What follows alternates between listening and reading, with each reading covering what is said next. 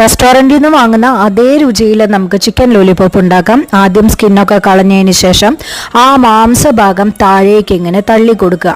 അതിനുശേഷം നമുക്ക് അതിലേക്ക് ആവശ്യമുള്ള 1 teaspoon soya sauce, 1 teaspoon vinegar, 1 teaspoon ginger garlic paste, 1 teaspoon ഉപ്പുപൊടി, ഞാൻ പിങ്ക് സോൾട്ട് ആണ് കേട്ടോ യൂസ് ചെയ്യാറുള്ളത്, 1 ടീസ്പൂൺ കുരുമുളക് പൊടി, 2 teaspoon Kashmiri chilli powder use ചെയ്യുന്നുണ്ട്. അത് വേണമെങ്കിൽ കൂട്ടാം, അത് വേണമെങ്കിൽ കുറയ്ക്കാം, അതൊക്കെ നിങ്ങളുടെ ടേസ്റ്റിനനുസരിച്ച് ചെയ്യാം.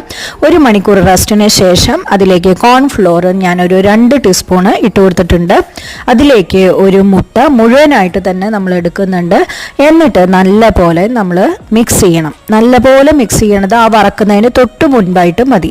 അതിനുശേഷം സൺഫ്ലവർ ഓയിലാണ് ഞാൻ ചെയ്തിട്ടുള്ളത്. ഞാൻ വെർജിൻ സൺഫ്ലവർ ഓയിലാണ് യൂസ് ചെയ്യുന്നത്. നല്ല പോലെ ഫ്രൈ ചെയ്ത് നമുക്ക് അടിപൊളി ടേസ്റ്റിൽ കഴിക്കാവുന്നതാണ്. നിങ്ങളും ട്രൈ ചെയ്ത് നോക്കിയിട്ട് അഭിപ്രായങ്ങൾ അറിയിക്കണേ.